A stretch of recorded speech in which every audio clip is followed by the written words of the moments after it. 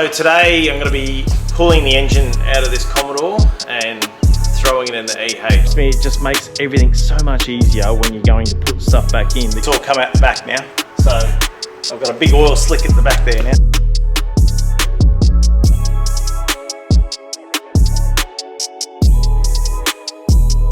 Guarantee you that is where that fits in there.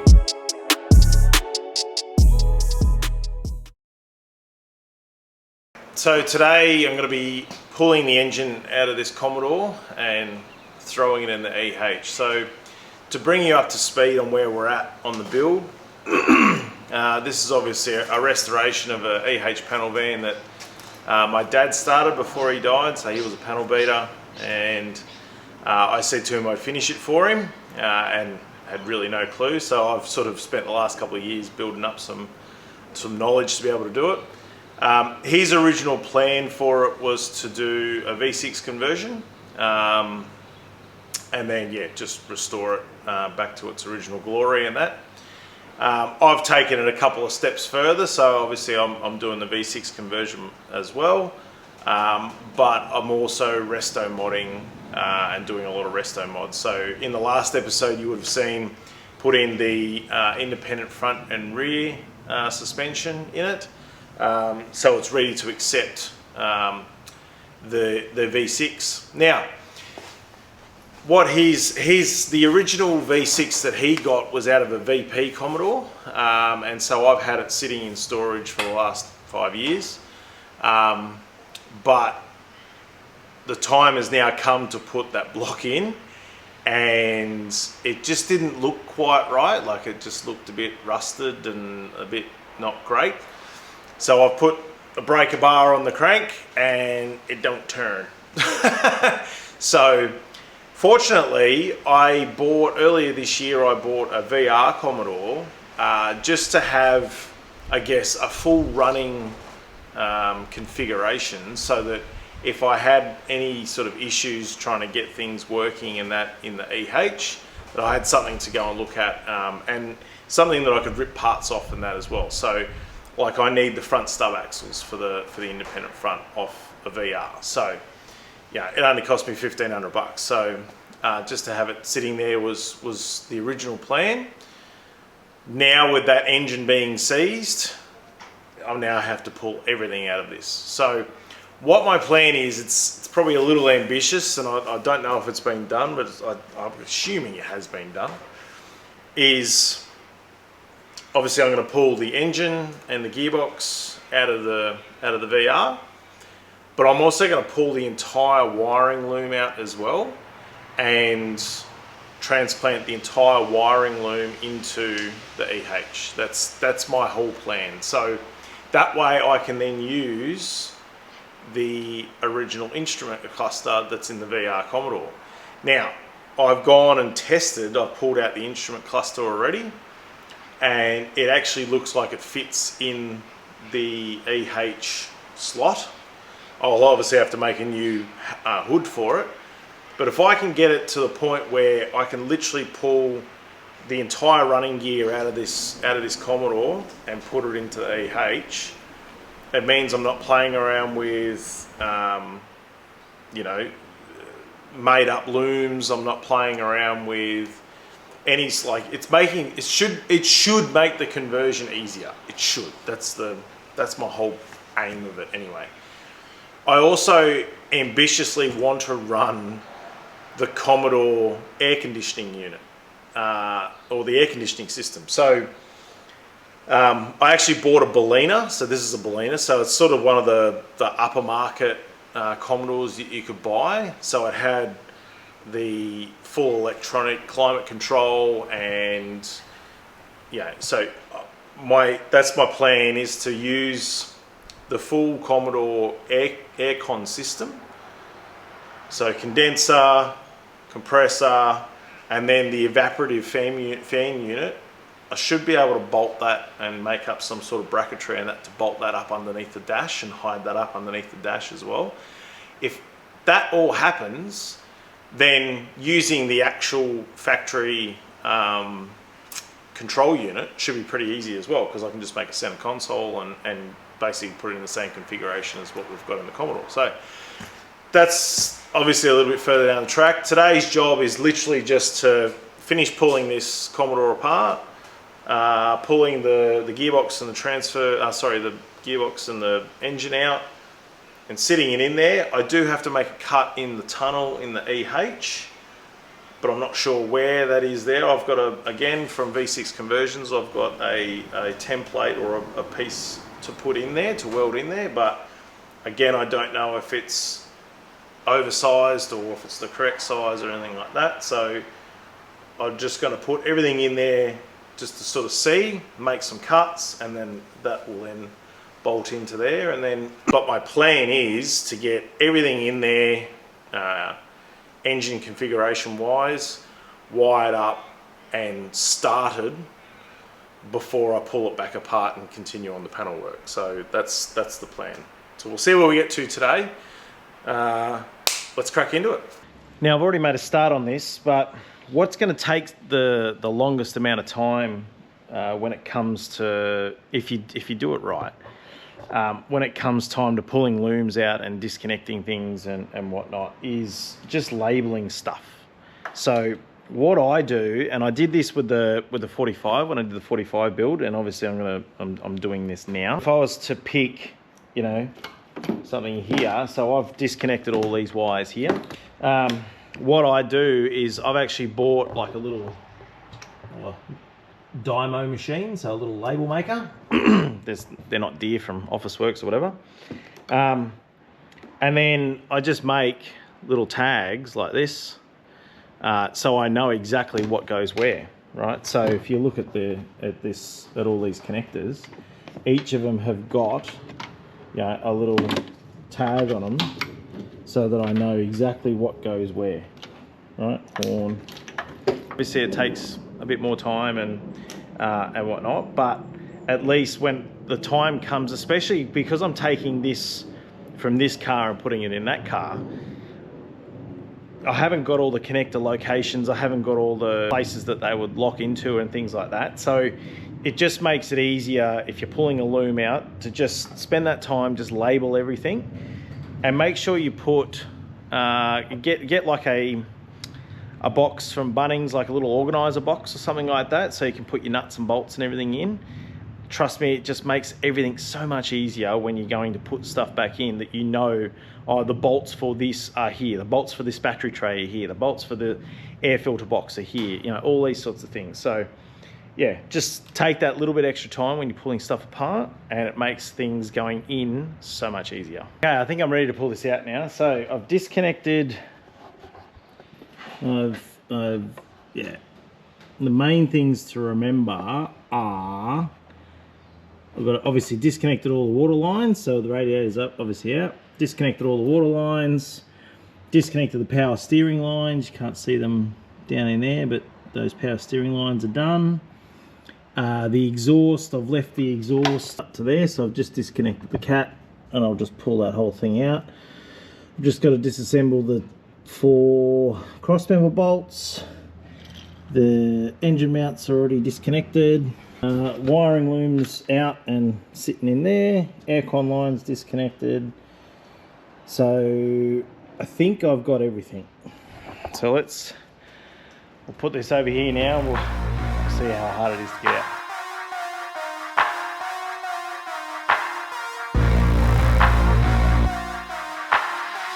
So I totally forgot, because I didn't drain the transmission fluid out of it, because you got to take the pan off. I was like, who cares about taking the pan off? Yeah, it's all come out the back now. So I've got a big oil slick at the back there now.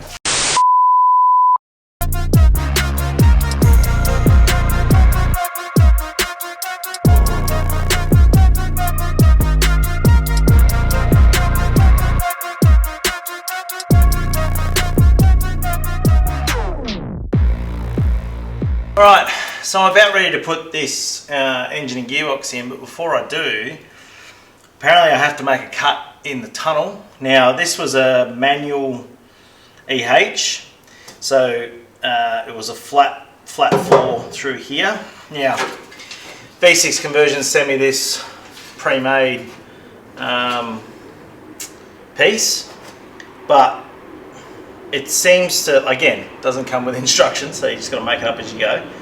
But it seems pretty logical that it would fit about there, so that these little slots, they go around that brace there. Now that brace goes away, so yeah, I'm probably gonna, again, I'm not quite sure, because then the radius is a little bit different too from where it needs to go to the floor and that, so whether then there's a little bit of shaping that needs to happen in there, which I'm assuming it does. So we just tack it there, tack it there, tack it there, and then knock that down. But I'm going to definitely make the first cut and probably cut up to that brace. I reckon I'll definitely cut all that out now, just to sort of see what it looks like. And then, yeah, we'll see.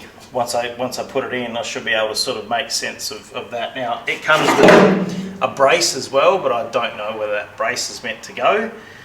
I'm assuming that it goes underneath on the floor, but I'm just not sure. So I think I'll be reaching out again to V6 conversions through the week and just making sure, but definitely just going to cut that tunnel out, and then we'll try and jam it in there and see if it fits.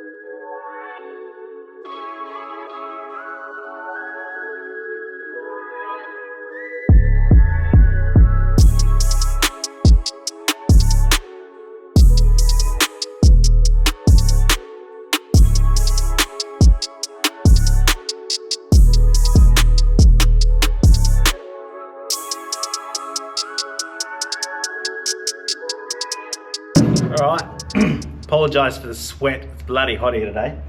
I think I've worked out where this goes. So now that I've cut that piece out there, now you would have seen in the time lapse that I had to drill out the spot welds on that piece.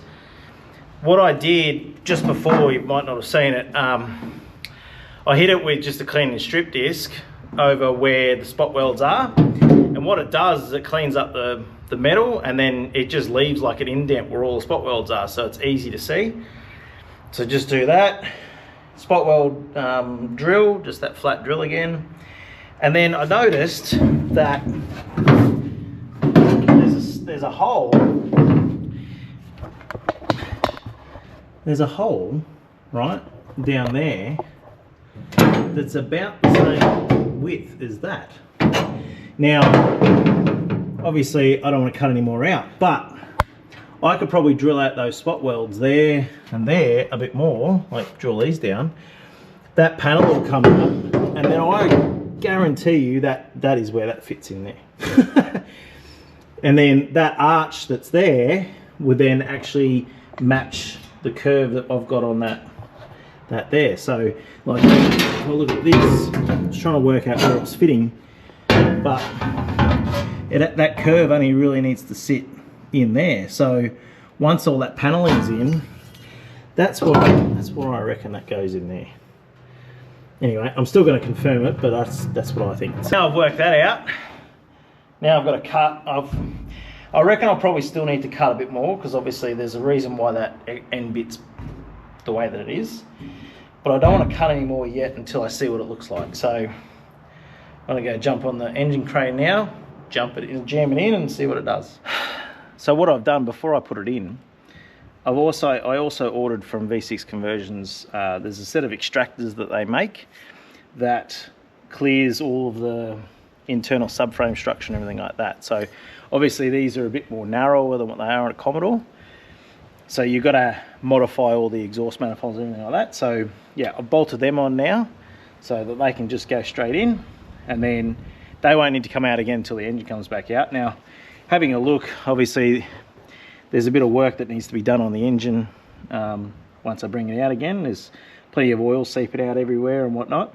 So it just needs, I think I'll take the sump off, probably just needs a new sump gasket, and then yeah, I'll work it all out. So it's a bit oily at the moment, but it's, at least I know it runs.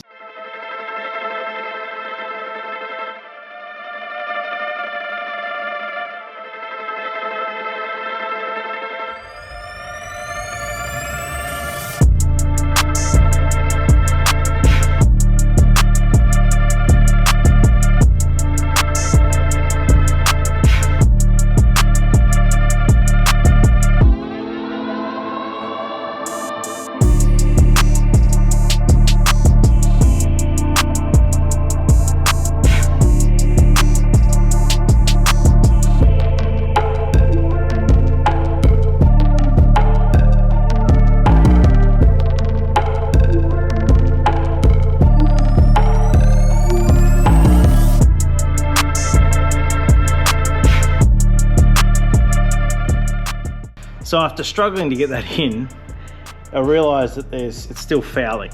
Now, where it's fouling is on this.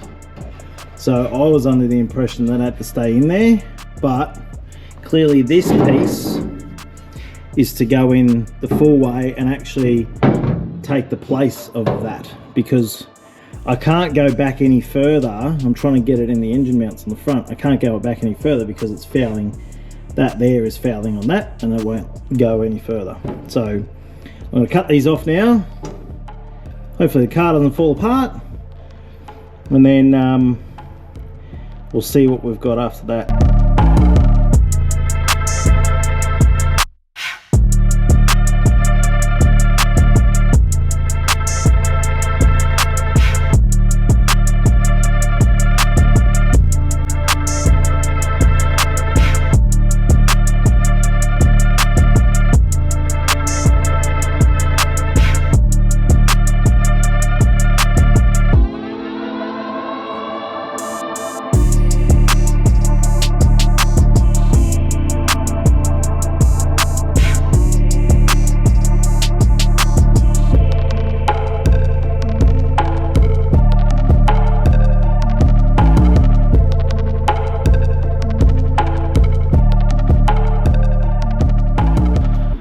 Well, it's in. Took a bit of effort, but we got there in the end. Now, what I'm going to have to do when I do this for real at the end of the build, I'm going to have to take this manifold, part of this manifold or throttle body and that off, because you can see there where it was scratching away. So I wouldn't want that on the fresh paint. The other thing I've noticed as well is I won't be able to do services if that stays like that. So I'm going to have to cut a little piece of that out in order to be able to get that oil filter off. But anyway, I was stuffing around. The biggest thing was actually just getting those engine mounts in the right spot. But we got there in the end. And then clearances wise, yeah, so in the end I had to cut out that next piece. So I'm assuming that's what that one's for, so that'll go into there. So I'll unpick these or this bit of the floor. The other thing as well is I've noticed that the gear selector shaft or gear selector lever, I'll need to cut more of this floor out here in order for that to clear. So what I'll do is I'll put that piece in first. And then see where that goes, because it then might even foul up on that. So yeah, there's still a little bit more work to go on that. But as you can see, that's where the selector goes on. That's the nut for the selector, and then it comes up, and then yeah, it'll foul on this. So I think I'll have to cut out a little bit more in here in order for that to clear. So yeah, there's a bit more fabrication to go yet. I don't know if I'm going to cut any more of that out yet. I think I'm pretty happy with that clearance, but I'll see how I go. I can, because obviously that piece, you know, is to do the whole thing. So put it up on the hoist as well, like, and just had a look at all the clearances and that, and it was all pretty good. But yeah, as you can see, So they're the extractors from V6 conversions. So yeah, see how they clear the chassis rail there, and then obviously they just end them down there so that I can make an exhaust to suit for that. And then the other side as well, same thing. So you get good clearance and that. I think maybe when they fabricated this, they put this end piece on the wrong way, because I think it should be going down that way, not down that way. But anyway, I can cut that off and re-weld that. But yeah, there's a little bit of decent clearance there. Still got a wiper motor to go up in there, so that'll clear all that. And then yeah, the other thing as well is aircon. So the aircon compressor will not fit in the between the rails. Now they do a kit. I know they definitely do a kit, but then what happens to the power steering pump? That's, yeah, I don't know. Because I want to run power steering and aircon, who knows? That's been a pretty good win today. So now the next job for me is I'm going to be pulling the rest of that wiring loom out of the old Commodore and starting to sort of work out where bits of wiring and everything are going. So mechanically, I mean, that's where the engine's sitting. So now I can start to think and play around where I'm going to position everything else. I'm trying to keep the factory cruise control in this as well. So there's a cruise control unit that's got to go in there somewhere. Apparently its original radiator is probably the original EH radiator is probably the better way to go, but I'll have a look at that as well. But yeah, I'll be just doing now little bits and pieces and that. So yeah, pretty happy with that. Let's keep working to get it started.